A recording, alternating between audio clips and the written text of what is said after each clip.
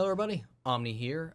Just catching up on some old trailers I didn't get to talk about from E3 while I am working on a lot of the reactions and commentaries that I have for the Comic Con trailers that are dropping and all that news that's coming out this weekend.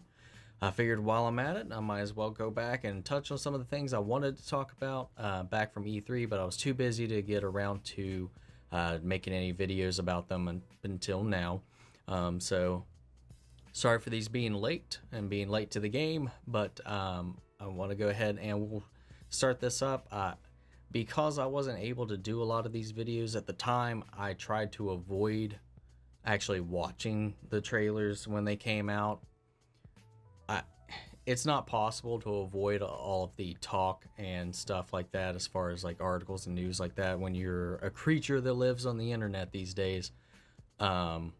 So I do know some news about it. I just haven't watched the videos or the trailers for this. So I do know going into it that supposedly it takes place after 5, after the events of 5. So I'm assuming this is just a retitle for Halo 6, like a rebranding of the series. Or at least the progression. Instead of just doing, Halo 6, they was like, let's do something a little more graspy, like Halo Infinite. I don't know. But let's go ahead and switch it on and we'll check it out.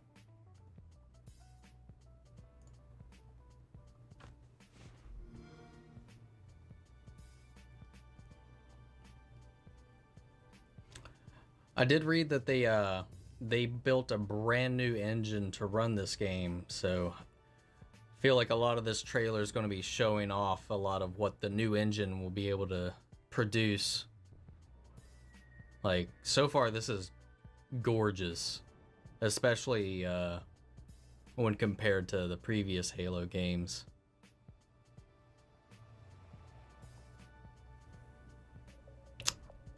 Like, all this looks like it's in-engine, which by comparison to the previous games, this would probably be what you would consider like a pre-rendered cutscene. So I don't know how much of this is going to be how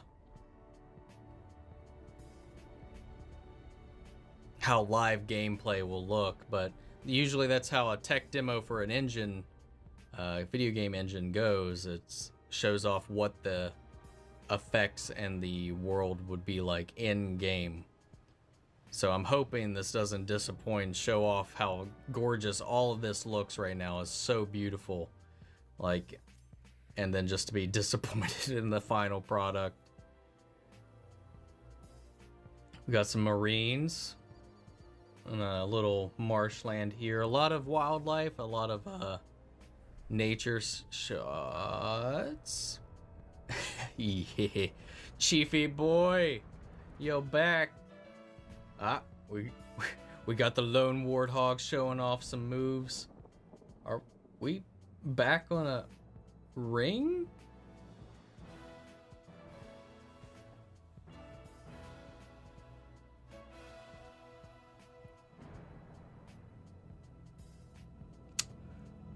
All right.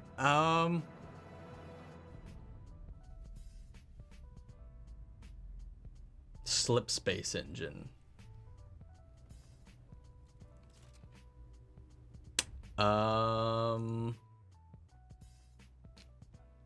Okay. Definitely some things to talk about. If you haven't played 5 or 4 or any of them, that last little scene there where he's putting in that chip into his helmet is an AI slot, which used to be reserved for Cortana, which was his AI companion through the first 3 games. And the AIs, as they age and progress, they eventually deteriorate.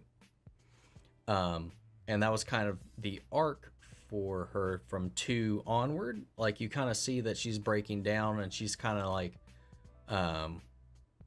starting down that path to where she's not as operational or in line as a typical AI would be. She's more advanced than most AIs in this universe anyway, but there was always that eventuality that she was going to degrade and break down. And 4, that was essentially, aside from the whole Promethean arc, where they discover like this old forerunner who had survived and was like, I would kill humans.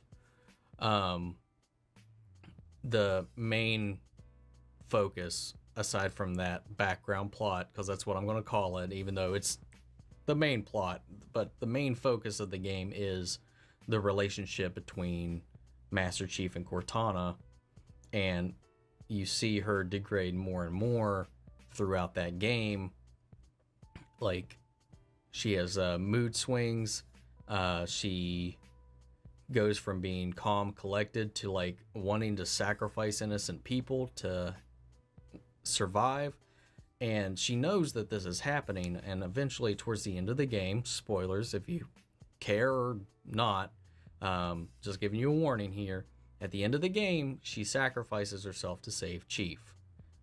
So while she has that little shred of like her personality still intact, she sacrifices herself to save Chief and humanity and all that good stuff. So she's gone. So like the theme of the game was like humanity and what it means to be human, whereas she was an AI. John Spartan 177 Master Chief, or 117 Master Chief, he was bred to be a machine, like a tool. And the theme there was like kind of like mirroring, because she was the AI, she was the artificial person. He was actually a human, but it was like she was more human than he was. But you kind of see that symbiotic relationship that they developed together, because like when he inserts her into his helmet, that connects to his brain. So like he's lived all this time through all these things with her in his head, and we get to see kind of like how that affects him going into 5, because when she's gone, and there's like these little hints that she might be alive somewhere, and he's just like, I need to save her, I need to get her back, and all this stuff. And then at the end of that, you find out that she has been revived, or she was revived, repaired, and saved by a Promethean Forerunner AI. And essentially, she's been turned tides. She's on their side, and she's like, the game ends again with spoilers. The end of 5 ends with her in control of these Guardians, where there's these giant, almost planet-sized machines that were put in place for defense, to guard. And she's basically got them all turned on all of the human colonies, and she's essentially, the game ends with her holding all of the human outposts throughout the explored galaxy, including Earth, that we've colonized, hostage. So unless he's got so far, I'm not going to take anything in this trailer as what to expect, because the theme with recent Halo reveals, like back with 5 for example, it opens up with Chief wandering in a desert with a cloak all over him, like he's some wanderer in a apocalyptic RPG, just wandering the desert. All you see is like the sand, that beige sand colored hood on, and the rags flowing in the wind. And it's not until he pulls it off that you're like, he's wearing his armor under that under that little hood. Like, what's the point? You've got the armor on. But anyway, it's just Chief trekking through the desert, and then eventually this giant robotic bug-like thing just emerges out of the sand, and it ends up being it actually ends up being what the Guardians look like. It was a Guardian. But that correlation had nothing to do with the plot. That scene never happened. None of that contextually had anything to do with the end product of the game, short of, some designs that stuck around, like the Guardian, for example.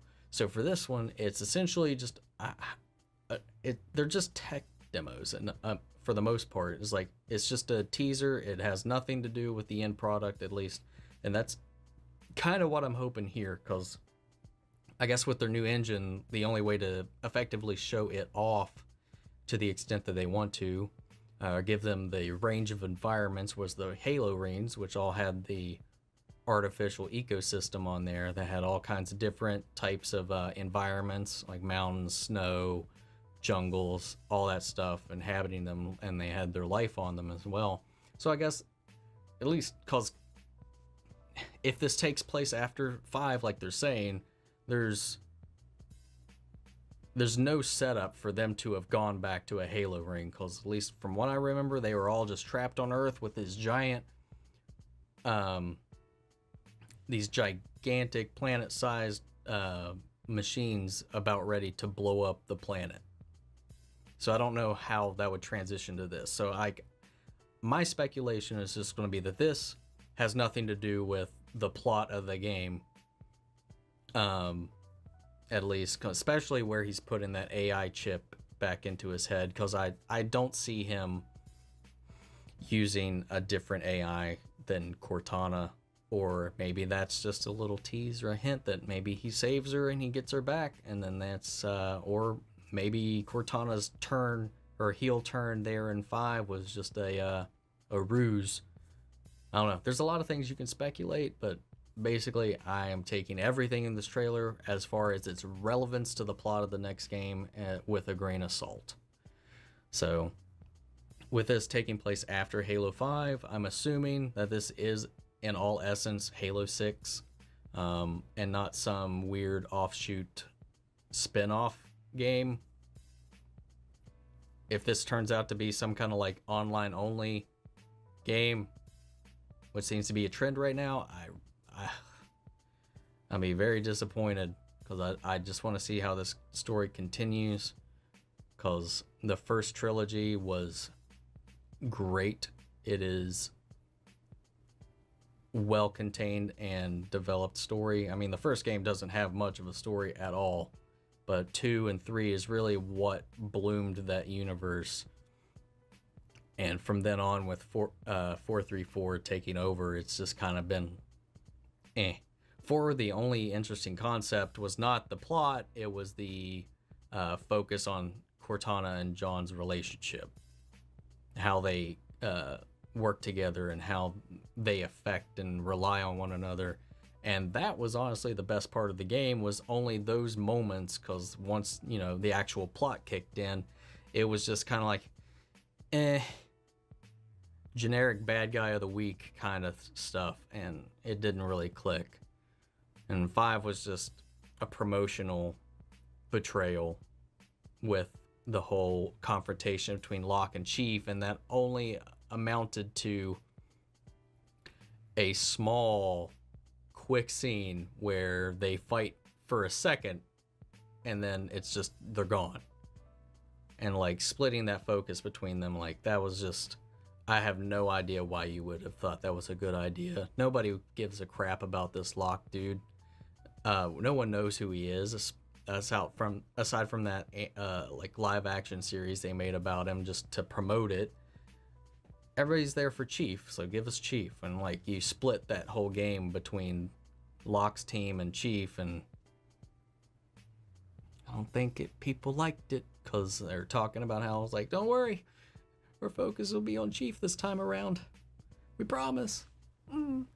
We got you. So I don't know.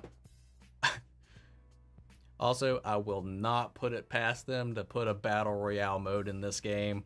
I am just waiting for that to be the announcement. Not that I want it, because I don't. But I would not put that past them either, to announce here down the road that there's going to be a battle royale mode in this game. But I'm hopeful. I miss a good arena shooter. Like, it's just been slipping because they've been focusing too much on trying to adapt it to play more like other current games and not so much being their own thing. Because I miss Halo 2, Halo 3. Reach was okay aside from the jetpacks and the weird power up abilities. But we'll see. Time will tell. I've been wondering if we were going to get back into this world or if they were just going to give up after 5. But yeah, I'm excited. I talked a little bit more about this than I kind of expected with how little there is in the trailer. But like I said, there's just stuff about it I wanted to talk about. There's just stuff about it I wanted to talk about. But yeah, I will catch you all next time. I got one more of these that I wanted to talk about from E3, and that would be Devil May Cry 5, so that'll be up here in the moment. Anyway, thank you all for stopping by. I'll catch you all later.